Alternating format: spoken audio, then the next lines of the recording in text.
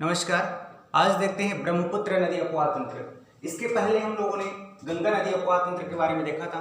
अपवाह तंत्र एक बहुत ही महत्वपूर्ण चैप्टर है और इसको हम देखते हैं। देखिए, ब्रह्मपुत्र नदी अपवाह तंत्र को देखें तो सबसे पहले यह पूर्वोत्तर भाग में यह बहती है, जो कि प्रवाहित होती है और इस प्रकार से वह नीचे बहते हुए चली जाती है और बे ऑफ बंगाल पे गिर जाती है। ठीक है, तो इस प्रकार से भारत और चीन और इस प्रकार से बांग्लादेश के क्षेत्र में यह प्रवाहित होती है। यह सबसे बड़ी नदी है। इस प्रकार से देखेंगे, यह नदी जो है मानसरोवर झील से निकलती है। मानसरोवर जो कि तिब्बत के पास में समीप में अवस्थित है और यहाँ से निकल करके यह यारलुंग जांगपो के नाम से बहती है। क्या नाम है?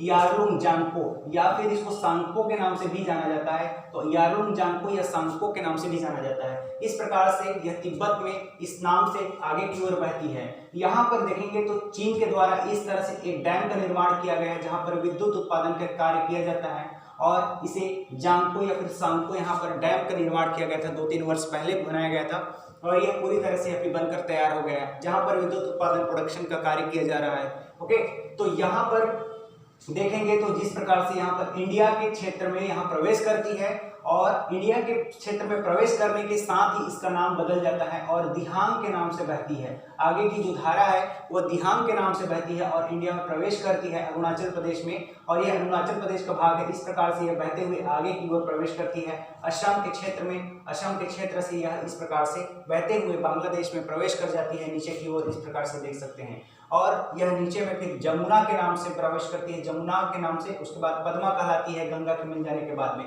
चलिए देखते हैं, यहाँ पर हम यहाँ दिहांग पर यहाँ पर देखेंगे जैसे प्रवेश करती है, वहां पर लेफ्ट साइड से एक नदी आती है और जिसका नाम है लोहित। और लोहित बहुत ही इंपॉर्टेंट नदी है। लोहित की एक सहायक नदी है जिसे कहते हैं दिबांग कहते हैं। दोनों में कंफ्यूज नहीं करना है, ये नाम है आपके दिहांग है और लोहित की जो सहायक नदी है उसे कहते हैं दिबांग कहते हैं। ओके, तो लोहित की सहायक नदी हो जाएगी। इसी प्रकार से यह प्रवेश करती है आगे की ओर और यह असम के में प्रवेश करती है। असम में आने के बाद में लेफ्ट साइड से जो नदी मिलती है उसे कहते हैं बूढ़ी दिहांग कहेंगे। क्या कहेंगे? बूढ़ी दिहांग। और बूढ़ी दिहांग यह आपके नीचे से ऊपर की ओर प्रवेश करती है और इसमें ब्रह्मपुत्र नदी में यह मिल जाती है। इसी प्रकार से लेफ्ट साइड से एक और नदी है, महत्वपूर्ण नदी है, जो कि पहाड़ी क्षेत्रों से यह निकलती है और इस प्रकार से धनसिरी नाम के जो पहाड़ी क्षेत्र है, इसी प्रकार से धनसिरी जो नदी का नाम है वह इस प्रकार से यहाँ पर मिल जाती है ब्रह्मपुत्र में। और एक और नदी है, महत्वपूर्ण नदी है, जिसे कलांग नदी कहते हैं और कलांग नदी इसी क्षेत्र में यह निकल करके पहाड़ी क्षेत्रों से निकल करके यह इस प्रकार से ब्रह्मपुत्र नदी में मिल जाती है। यह नीचे से मिलने वाली जो सहायक नदी है ब्रह्मपुत्र की, ये बहुत महत्वपूर्ण है। ठीक है, तो आगे देखते हैं। यहाँ पर एक नदी है जिसे ऊपर में जो क्रम है सामान्यतः पूछा जाता है, यूपीएससी या पीएससी में कई बार पूछे गए हैं इस प्रकार से क्वेश्चंस, तो इसे देख सकते हैं। यहाँ पर देख सकते हैं, यहाँ पर सुबनसिरी एक नदी है और सुबनसिरी जो कि बहुत इंपॉर्टेंट है, तिब्बत के क्षेत्र से निकलती है। कहाँ से निकलेगा? तिब्बत के क्षेत्र से निकलती है और इस प्रकार से अरुणाचल प्रदेश में प्रवेश करके यह क्या हो जाती है? यह विलीन हो जाती है आपके ब्रह्मपुत्र में यह मिल जाती है। तो यह एक इंपॉर्टेंट नदी हो जाता है। सुबनसिरी पहाड़ी क्षेत्रों से कटते हुए इस प्रकार से ब्रह्मपुत्र के पास में मिल जाती है।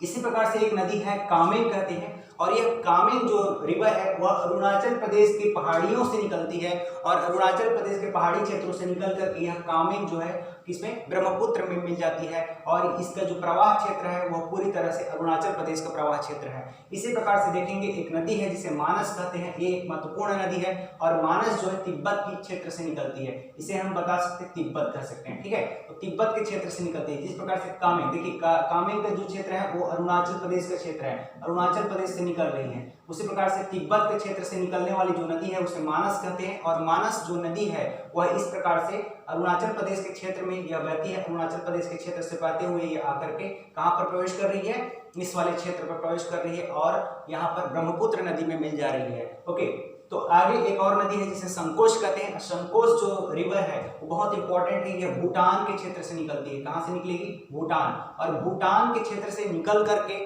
और इस प्रकार से कहाँ पहुंच जाती है? इस प्रकार से असम के क्षेत्र में पहुंच जाती है। नीचे वाले क्षेत्र में असम में मिल जाती है और यह ब्रह्मपुत्र में यह विलीन हो जाती है। यहाँ पर एक महत्वपूर्ण बात यह है कि इंपॉर्टेंट बात है जो समझना होगा कि विश्व में सबसे बड़ी नदी द्वीप कौन सा है? ये क्वेश्चन पूछे गए हैं। यह माजुली द्वीप हो जाएगा, माजुली आइलैंड, जो कि असम में होगा और यह सबसे बड़े नदी द्वीप का निर्माण करती है। और सबसे बड़े नदी द्वीप कौन सा है? ये माजुली द्वीप हो जाएगा। ठीक है, तो माजुली आइलैंड, माजुली आइलैंड के बारे में देख सकते हैं, बहुत ही महत्वपूर्ण है सांस्कृतिक दृष्टि से, बहुत ही इंपॉर्टेंट है। और यह एक विधानसभा का क्षेत्र में, माजुली विधानसभा है।